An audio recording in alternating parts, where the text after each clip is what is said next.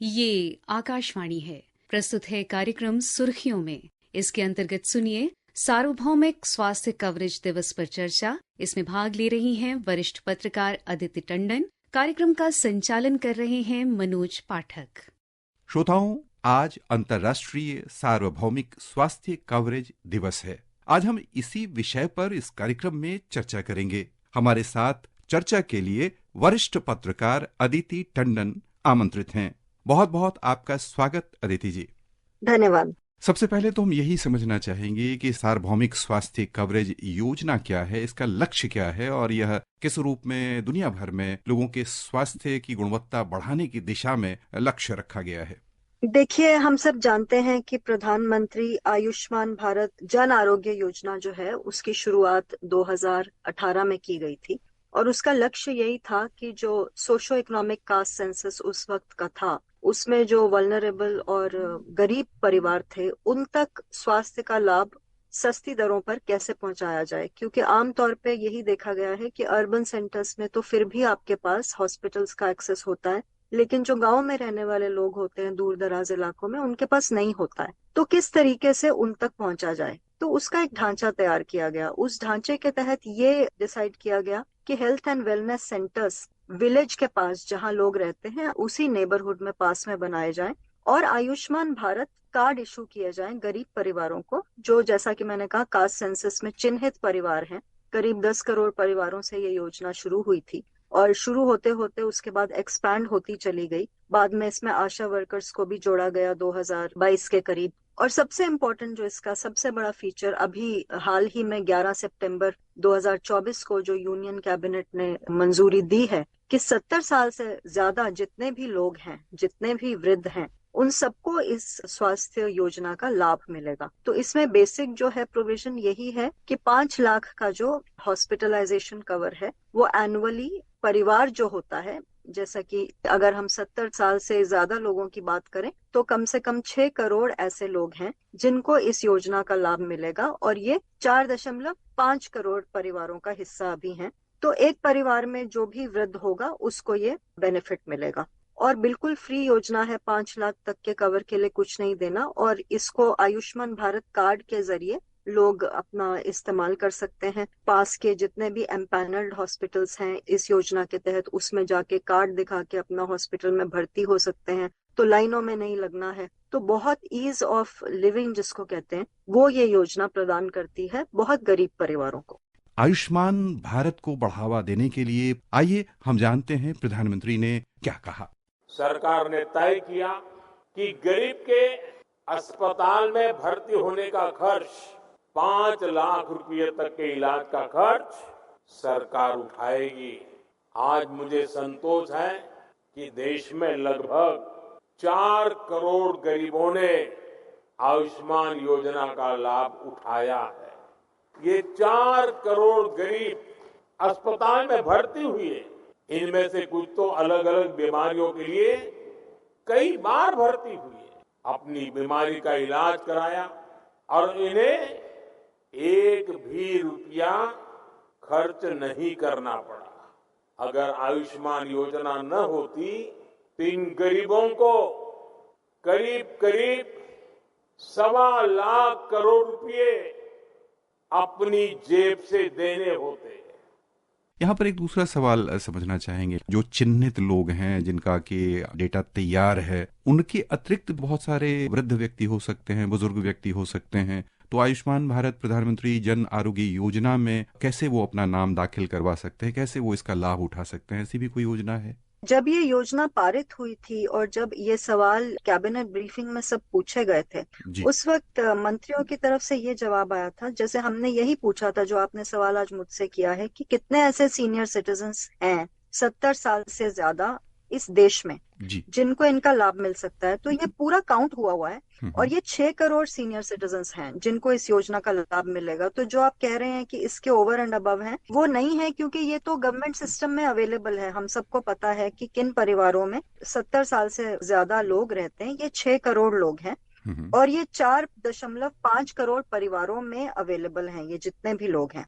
एक जो सवाल आपने कुछ देर पहले मुझसे पूछा था कि सपोज 2 लोग हैं एक परिवार में जो 70 साल से ज्यादा हैं, तो उस कंडीशन में किस तरीके से होगा, तो सपोज आपके पैटर्नल ग्रैंड पेरेंट्स हैं और मैटरनल ग्रैंड पेरेंट्स हैं और दोनों ही 70 साल से ज्यादा हैं, तो इसमें क्या होगा कि ये परिवार बेस्ड एक स्कीम है, मतलब एक परिवार के लोगों को इसका लाभ होगा। तो सपोज एक परिवार में एक हस्बैंड है और वाइफ है जो दोनों 70 साल से ज्यादा है, उनको 5 लाख रुपए की कवरेज मिलेगी एनुअल, लेकिन उन दोनों को आपस में इसको शेयर करना होगा जी। आप समझ गए, एक परिवार को यूनिट लेके, सपोज एक परिवार में जी 3 लोग वृद्ध हैं जो 70 साल से ज्यादा हैं, तो उस परिवार के अंदर जो सपोज 2 हैं, अगर 2 हैं तो 2 आपस में बांटेंगे, 3 हैं तो 3 आपस जी में जी बांटेंगे 5 लाख की रकम, अगर उस परिवार का हिस्सा है, जो 4.5 करोड़ परिवारों को चिन्हित किया गया है। श्रोताओं, स्पष्ट हो गया कि 5 लाख की राशि है वह एक वर्ष के लिए एक परिवार के लिए निर्धारित की गई है। लोगों की संख्या कम या अधिक हो सकती है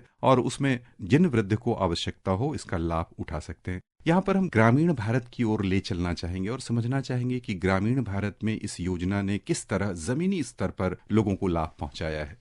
जी देखिए, ग्रामीण भारत में अभी तक कोई भी ऐसा प्रावधान नहीं था। हम जानते हैं कि हमारा जो हेल्थ सिस्टम है उसमें प्राइमरी हेल्थ केयर बहुत वीक रहती है। ये तो एक मुद्दा है कि आप 5 लाख का एनुअल कवर हॉस्पिटलाइजेशन के लिए हर तरह के गरीब परिवारों को दे रहे हैं।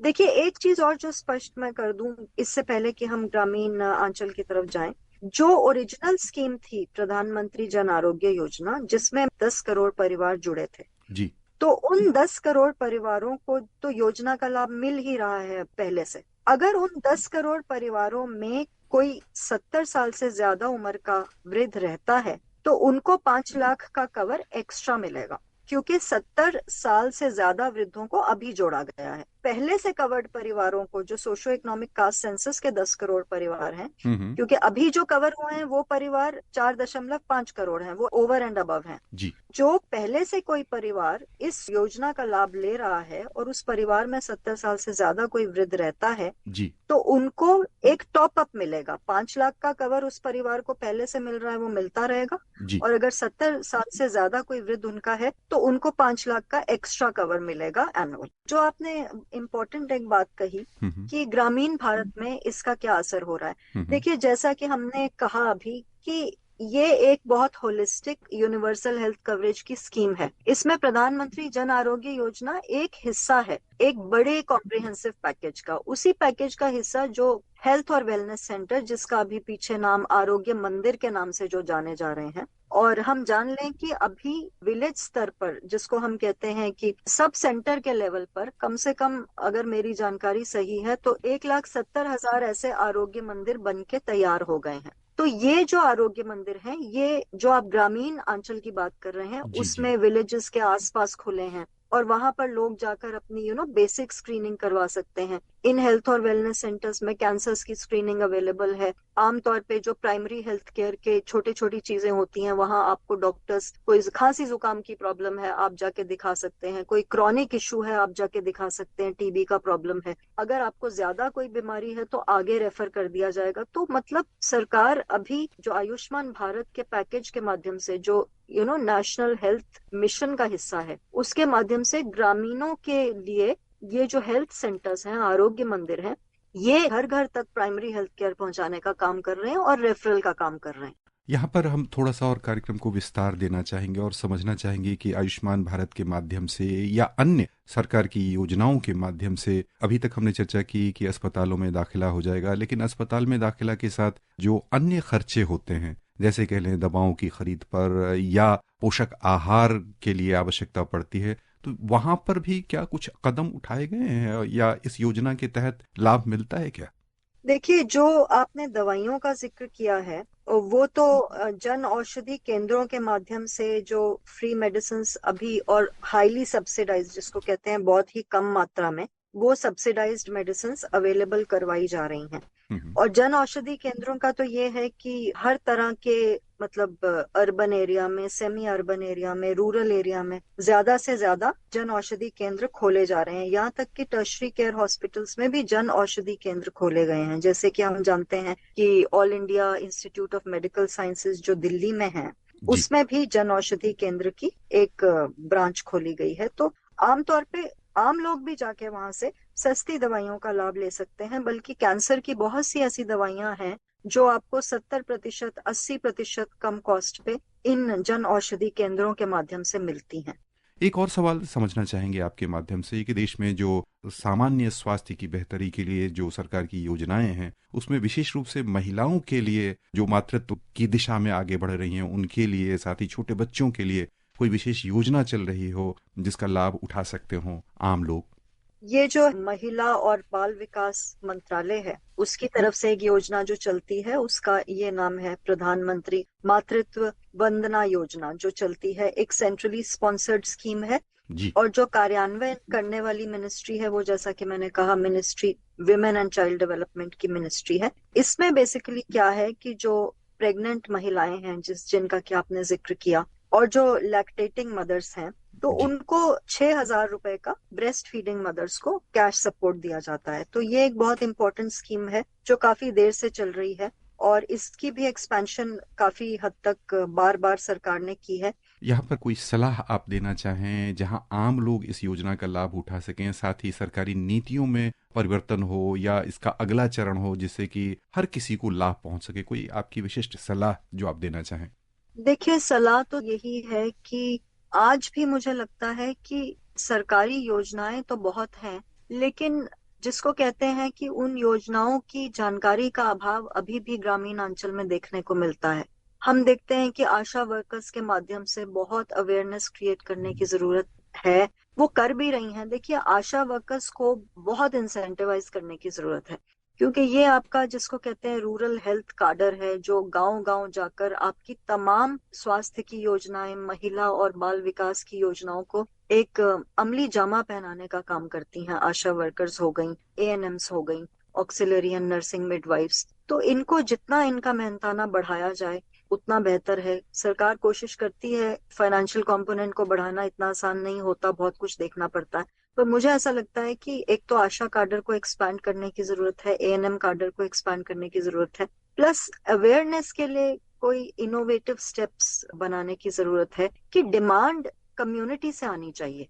सप्लाई तभी कामयाब होगी जब कम्युनिटी उसको डिमांड करेगी। जैसा कि हमने निर्मल ग्राम योजना में देखा, हम सालों से सुनते आ रहे थे कि टॉयलेट्स बनाए जा रहे हैं विलेजेस में, लेकिन मैंने खुद कितने विलेजेस में ट्रैवल किया था प्रीवियस सरकारों में, तो तब क्या होता था कि आप देखते थे कि टॉयलेट में स्टोर रूम बना लिया है लोगों ने। जी जी जी आप टॉयलेट तो दे देंगे, लेकिन आप उनका माइंडसेट कैसे चेंज करेंगे जी कि जी वो जी इस चीज को समझें कि बिल्कुल। हाइजीन जरूरी है उनकी हेल्थ के लिए।